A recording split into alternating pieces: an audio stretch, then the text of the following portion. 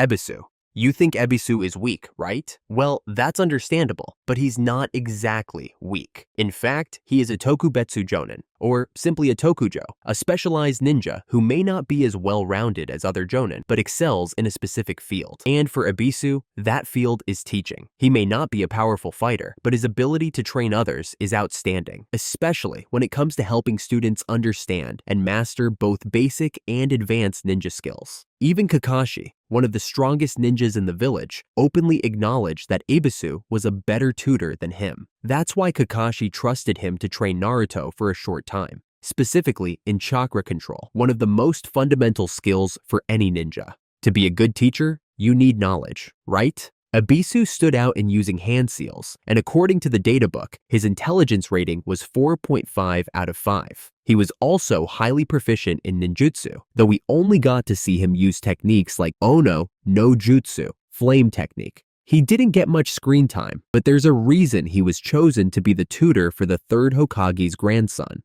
Now, we just want to take a moment to sincerely thank all of our viewers for supporting our channel. And we want you to know that we always read all of your comments and truly appreciate your suggestions and feedback. We are aiming to reach 10K subscribers, and we really need your help. Please support us by hitting the subscribe button, liking, and sharing our videos. Your support is our biggest motivation to keep growing and bringing you more exciting content.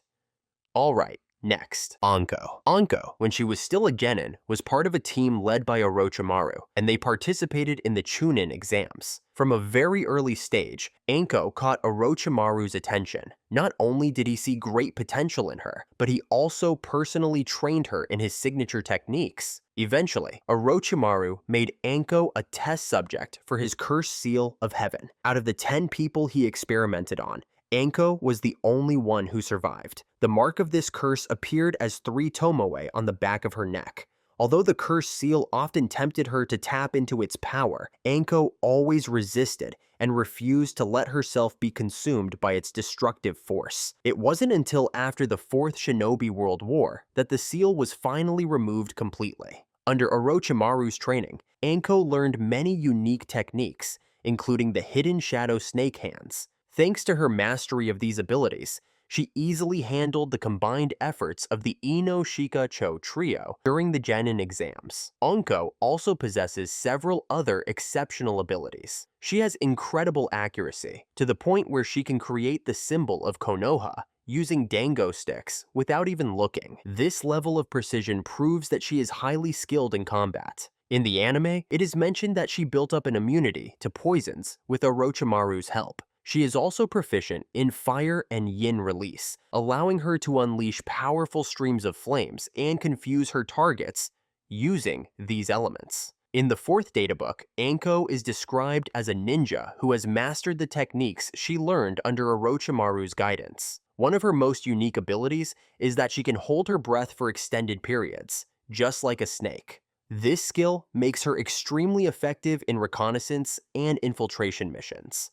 A clear example of Anko's exceptional scouting abilities was during the 4th Shinobi World War. As the captain of Konoha's patrol unit, she was able to discover the enemy's hideout early on. This crucial discovery allowed Konoha's forces to gain insight into the enemy's strategy and war capabilities. Her actions played a significant role in intelligence gathering and battlefield assessment, proving her expertise in analyzing situations and uncovering key information.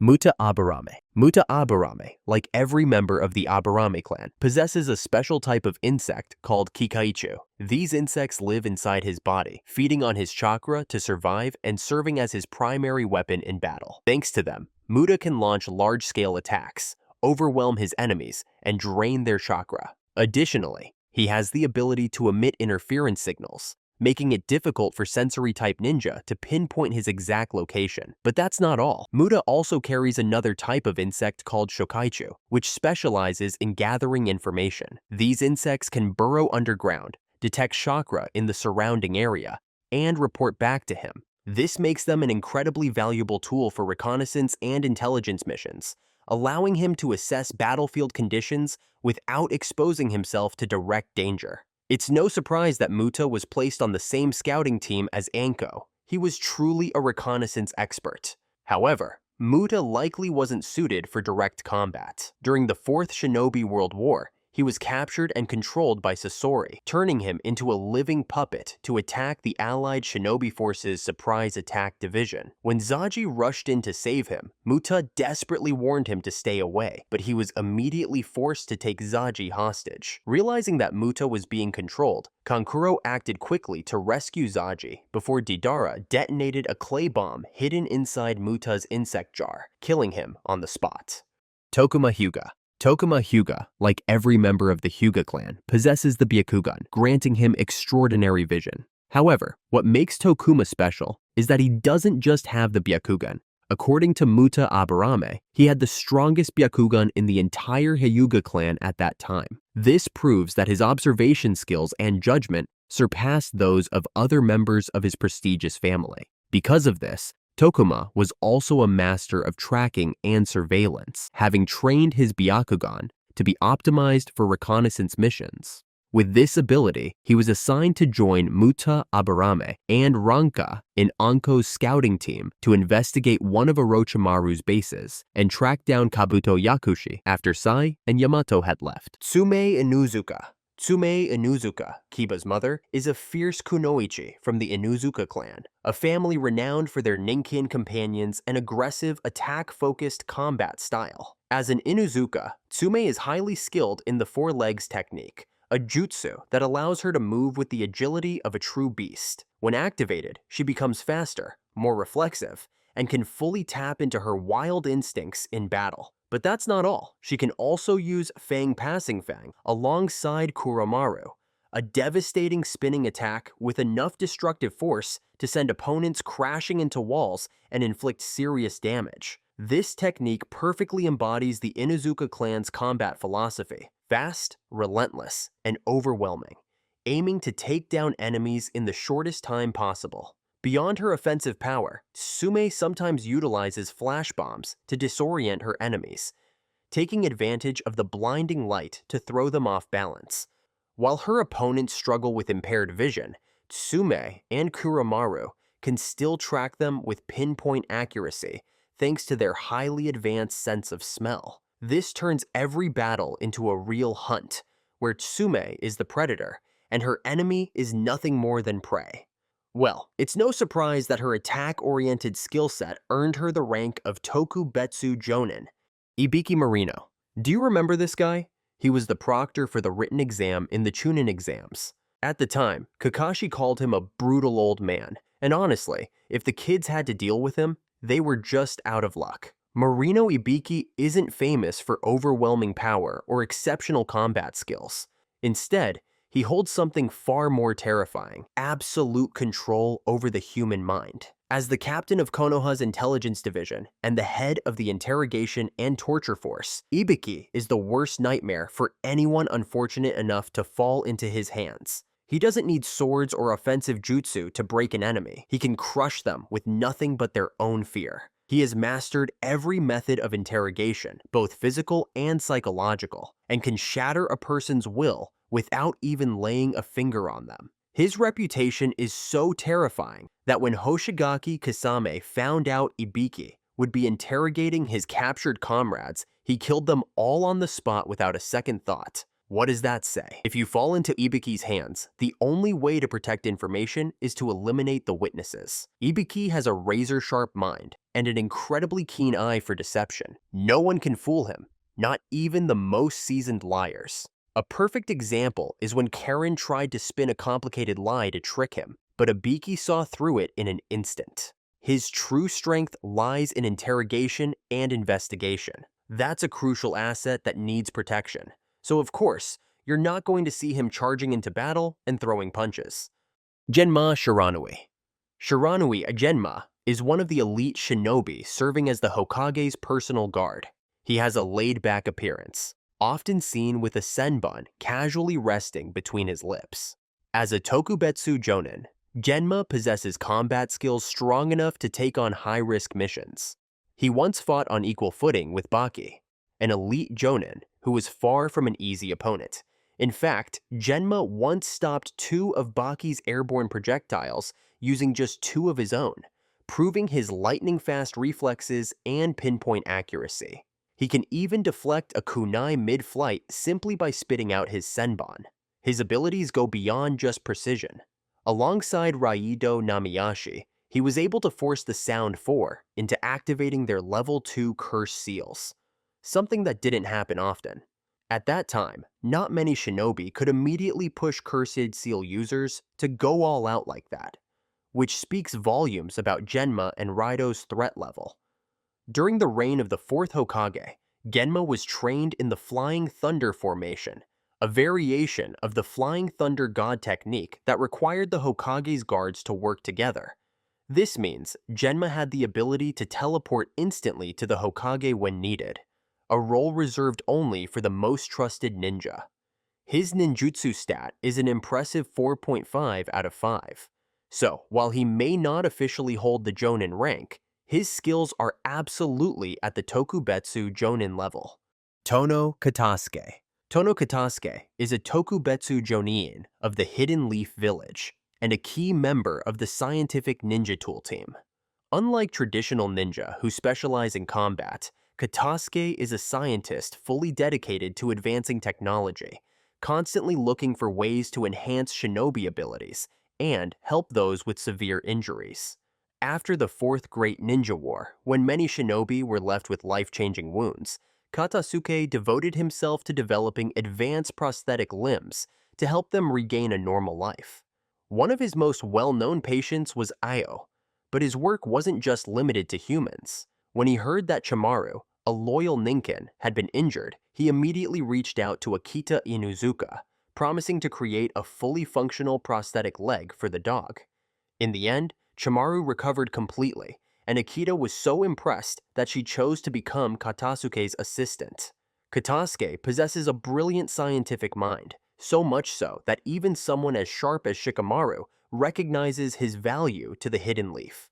In our world, he would be considered a biochemical weapons researcher, a highly prestigious and strategically important role in any nation's military power. However, despite his significant contributions to ninja technology, Katasuke himself looks more like a dedicated scientist than a warrior. It's likely that his actual ninja skills are only at a basic level. Hayate Gekko. Gekko Hayate was a talented Tokubetsu Jōnin of the Hidden Leaf Village, an exceptional swordsman, and a master of stealth and tracking. Although his life was cut short, his skills were so remarkable that even after his death, he was recognized as a valuable asset.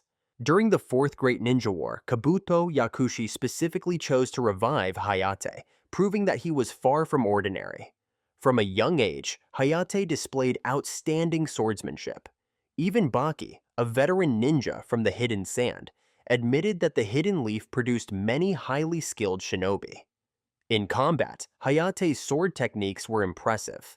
His signature move, the Crescent Moon Dance, allowed him to attack his opponent simultaneously with two shadow clones at high speed, creating an illusion that made it nearly impossible for the enemy to tell which one was real.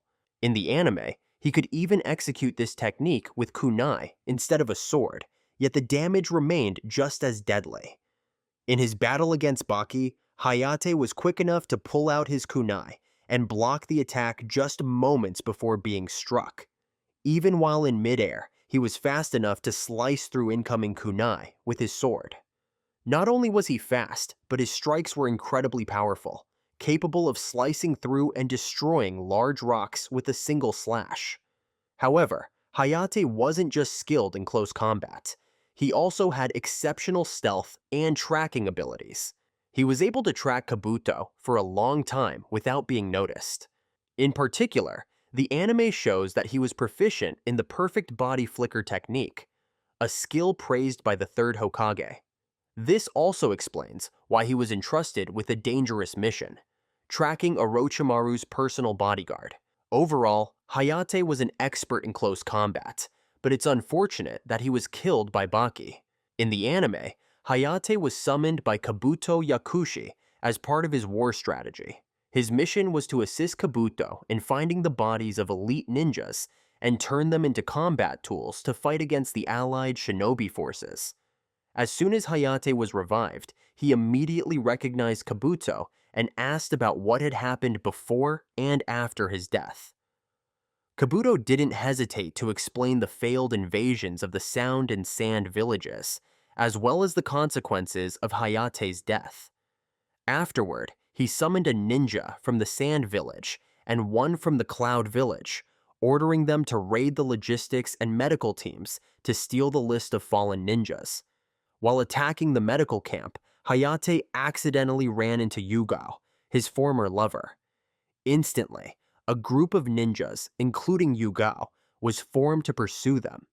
The pursuit team quickly caught up with the 3 revived ninjas, leading to a fierce battle. 2 of Hayate's companions were sealed immediately, but Hayate was different. He quickly took down 2 Konoha ninjas, Io and Yokaze, showing that his swordsmanship was still sharp even after being revived. Although he knew he was being controlled, Hayate couldn't resist Kabuto's orders. He begged Yugao to stop him, but she lacked the resolve to strike him down. This forced Hayate to continue his mission, heading toward the designated point to hand over the list. On the way, he was stopped by Sakura Haruno. With his invisibility skills, he nearly harmed Sakura. Afterward, Yugao regained her composure and joined Sakura in battle. Yugao and Hayate had a sword duel, and when Hayate charged, Yugao delivered the final blow, sealing him. In his final moments, Hayate said his farewells before his consciousness completely faded away. Aoba Yamashiro.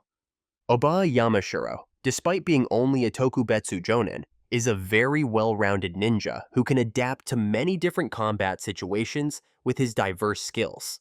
Not only does he have a high level of ninjutsu, but he also possesses a genius-level intuition, a powerful weapon that helps him read and respond quickly to any developments. He has the ability to transmit chakra through a medium to paralyze his opponents. This technique is extremely useful, allowing him to control enemies without direct contact. We can see him using this against Kisame, but since Kisame has the ability to absorb chakra, this technique is essentially useless against him.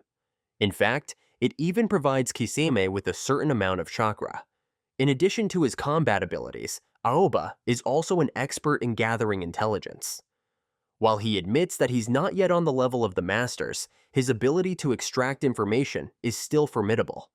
He can infiltrate Kasame's mind and read his memories. Especially, he has a pretty cool technique called the Tenshin Senbon technique. He used it during the battle when Team Asuma confronted Heidan and Kakuzu.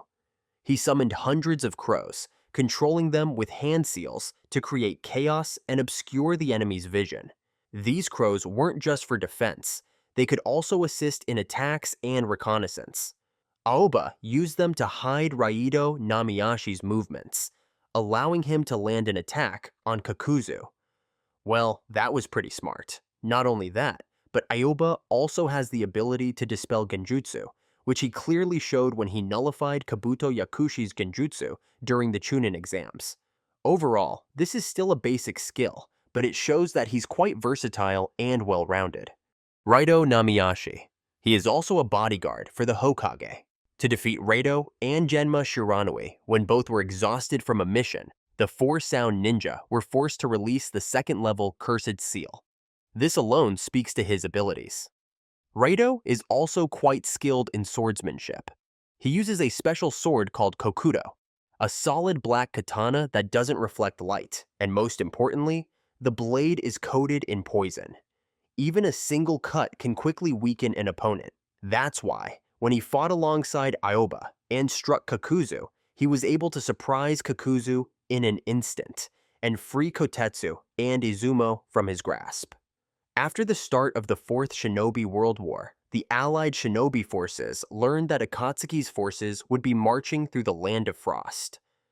Raido was sent there to organize the evacuation of the daimyo and other citizens.